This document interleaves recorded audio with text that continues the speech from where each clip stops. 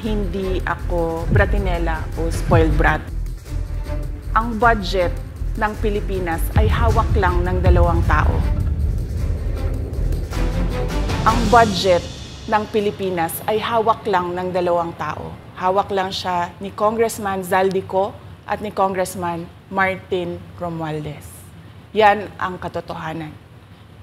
Halimbawa ko dito, medyo mahaba ito, kaya pagpasensyahan mo. Ang halimbawa ko dito, sa DepEd muna tayo. Sa Department of Education, noong taong 2023, merong 5 billion na inapprove para sa classroom construction. Nagulat ako kasi merong mga lumapit na miyembro ng House na humihingi. Hinihingi nila yung 5 billion, parte ng 5 billion na budget. Wala kasi akong experience sa ganyan. At saka ang pagkakaintindi ko, pag inapprove na yan ng Office of the President, ibibigay na yan, pagdediretso na yun sa approval at trabaho ng Department of Education sa construction ng mga classroom. Nagulat ako, may humingi. Magkano ba ang amin dyan? Magkano ba ang amin dyan? So sinabi ko, hindi pwede ito.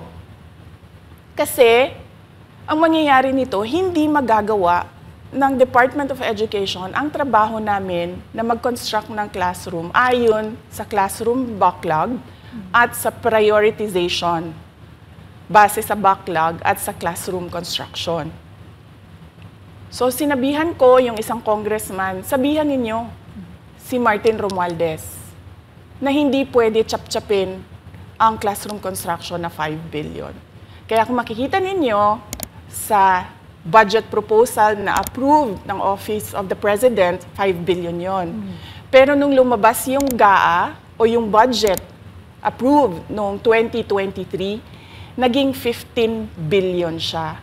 Dahil hindi nga ako pumayag na kunin yung 5 billion, dinagdagan nila ng 10 billion yung classroom construction ng Department of Education. Yung 10 billion na yon hindi kontrolado ng Department of Education. Controlled yon ni Congressman Zaldico at Congressman Martin Romualdez. Hindi ko na kailangan ng corroborative witness dito dahil makikita nyo yon sa papel. Makikita ng taong bayan yon sa papel. NEP, 5 billion, lumabas ang budget approved, 15 billion. So maiintindihan niyo, 'di ba? Bakit pa tayo magbo-budget hearing para sa Office of the Vice President? 2 tao lang naman ang nasusunod sa budget ng bayan natin. Halimbawa, taong 2024.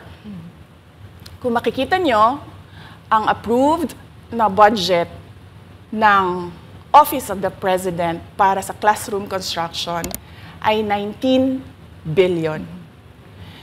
Noong lumabas na ang House version ng Appropriations Bill, ay naging 24 billion ito.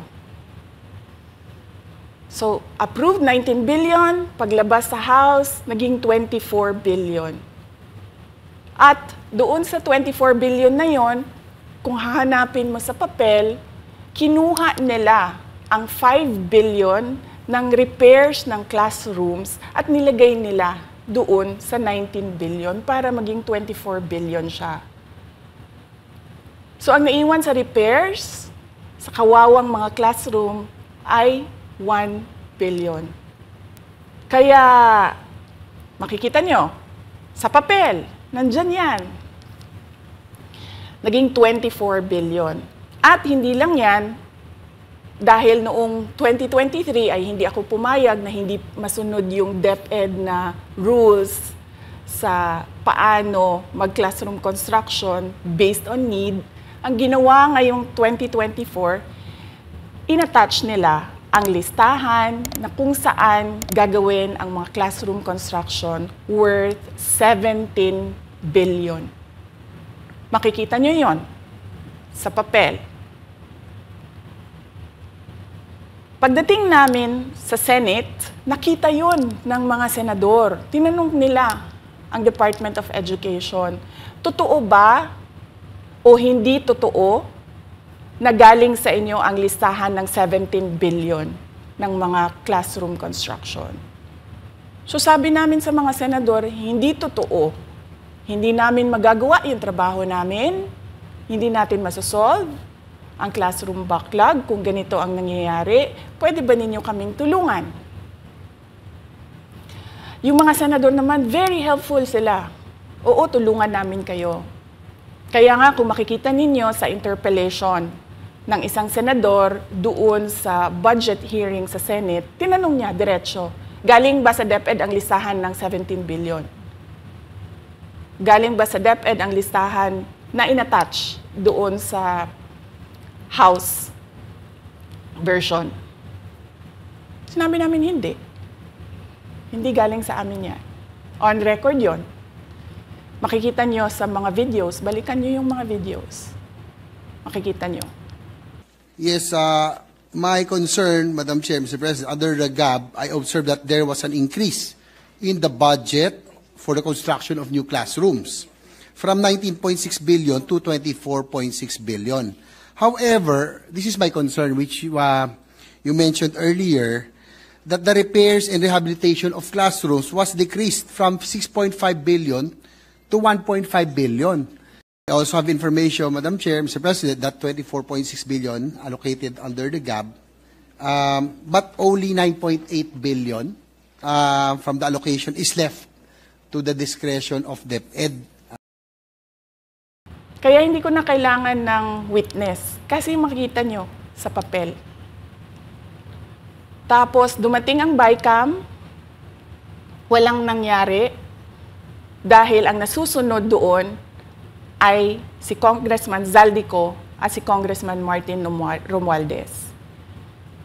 Kaya nandun pa rin naka-attach yung 17 billion na ginawang listahan ni Co at ni Romualdez. In fact, balik lang ako konti sa'yo, ha? Kahit yung mga congressman, nakikita nila yung problema ng ginawa nila na pag-attach ng listahan sa budget. Kasi doon sa basic education hearing noong May 2024 ng House of Representatives, merong isang congressman nagreklamo, bakit ang tagal ng classroom construction? Bakit ang tagal? Sabi nung USEC ng DepEd, kasi may pabago-bago sa listahan ng DPWH dahil hindi kami ang gumawa ng listahan.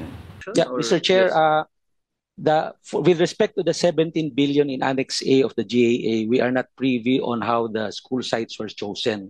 So, be it as it may. How is it chosen? I'm not privy to that, Mr. Chair. When the GAB came out, there was a 14.7 billion Annex A. Then when the committee, the GAA came out, from 14.7 it became 17 billion. So we are not privy to how the list was generated. So dagdag ko lang yan doon sa confirmation na kinuha nila yung budget ng DepEd at isa yan sa mga rason kung bakit ako nag-resign sa Department of Education. Hindi na ako papayag na sa susunod na taon, ganyan pa rin ang gawin nila at ako yung mananagot sa ginagawa nila. Kaya yan yung sinasabi ko, bakit pa tayo mag-question and answer dito para atakihin niyo ako? Ang masusunod lang naman sa budget, 2 tao lang. Makikita natin na let's stick to our plan, atakihin natin ito siya. Walang kinalaman sa kanyang Office of the Vice President 2025 budget proposal.